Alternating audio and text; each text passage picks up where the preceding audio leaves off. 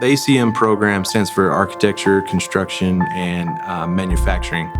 Architecture will be a lot of working closely with computer work, working behind a computer, building and designing. Construction technology is extremely hands-on, hand and power tools, reading, interpreting blueprints, building.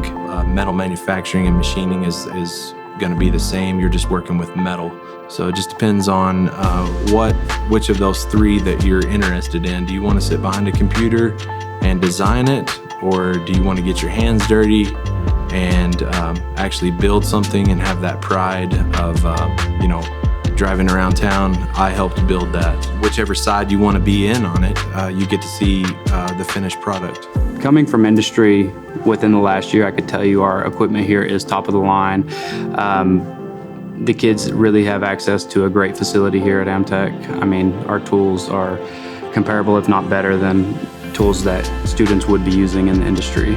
The real benefit for all students here at AmTech is we're a one-stop shop. We have all of the trades under one roof. So the opportunity that students have here is it's something that's never really been done in the Panhandle. The workforce that we're building here at AmTech is second to none.